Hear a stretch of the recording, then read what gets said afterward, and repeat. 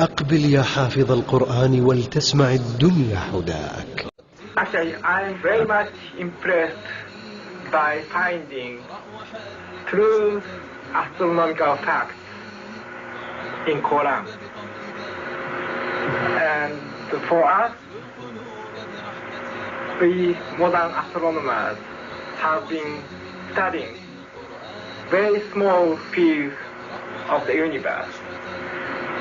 We concentrated our efforts for understanding of very small parts, because by using telescope we can see only a very few parts of the sky without thinking whole the universe. So by reading Quran and by answering to your questions,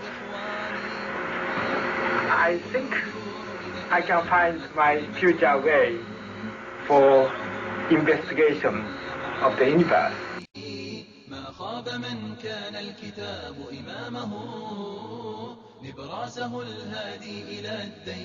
Muhammad was a very ordinary man. He couldn't have read, didn't know to write. In fact, he was illiterate.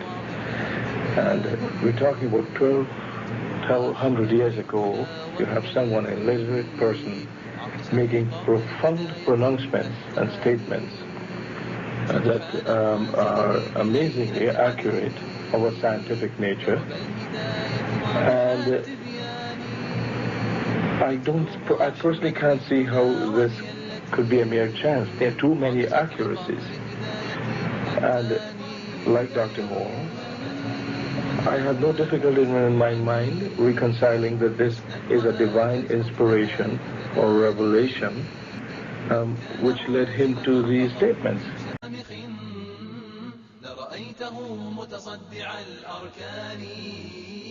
يا حافظ القرآن يا حافظ القرآن. I find it very interesting that this sort of information is in the ancient scriptures of the Holy Quran, and I have no way of knowing where they would come from, but I think it is extremely interesting that they are there and that this work is going on to discover the meaning of some of the passages. Well, I would think it must be the divine being.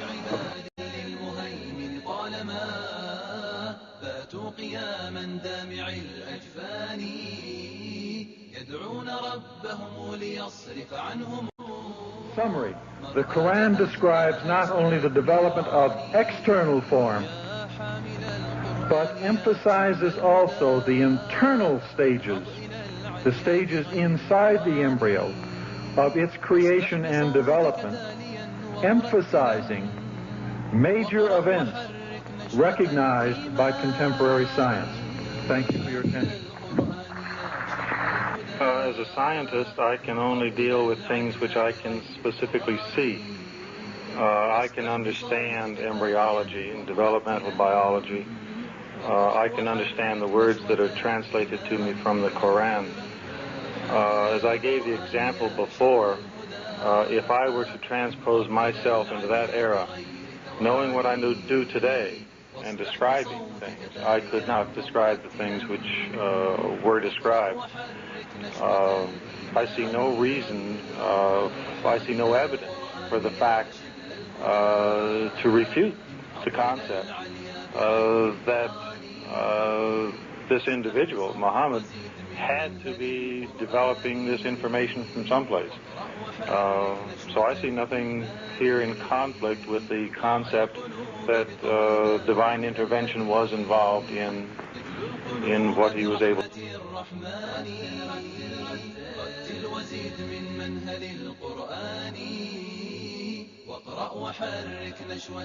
In a relatively few ayah is contained a rather comprehensive description of human development from the time of commingling of the gametes through organogenesis.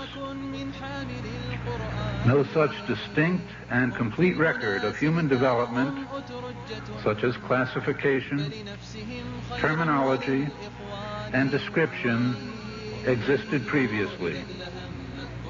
In most, if not all instances, this description antedates by many centuries the recording of the various stages of human embryonic and fetal development recorded in the traditional scientific literature.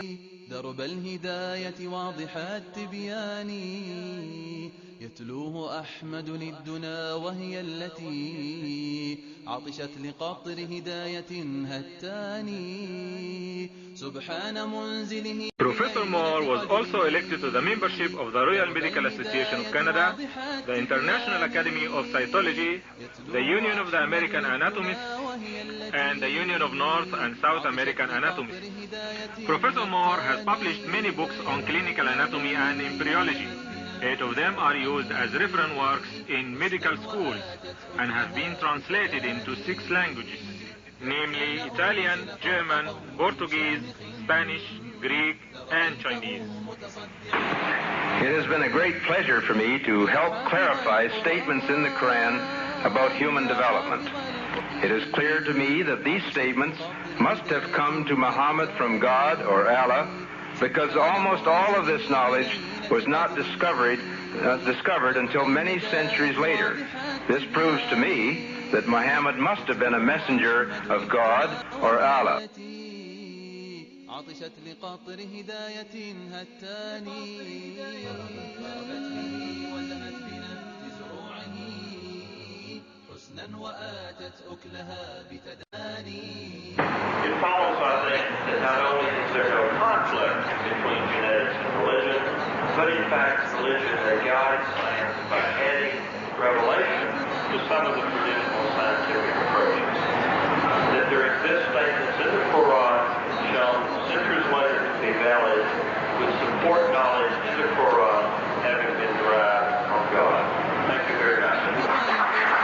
فارفع قدره واصل خطاك على هدى القرآن هونا فسير في الأرض لا تعجل بها ما أنت. Thinking of many of these questions and thinking where Muhammad came from, he was after all a Bedouin.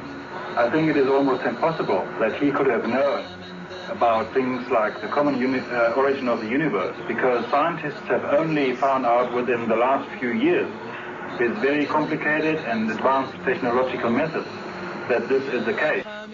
Somebody who did not know something about nuclear physics 1400 years ago could not, I think, be in a position to find out from his own mind, for instance, that the earth and the heavens had the same origin, or many other of the questions that we have discussed here. يا حامل القرآن يا شبل الهدى انهض إلى العليا بغير تواني واصدح بصوتك تاليا ومرتلا واقرأ وحرك نشوة الإيمان. يا حامل القرآن يا شبل الهدى انهض إلى العليا بغير تواني واصدح بصوتك تاليا ومرتلا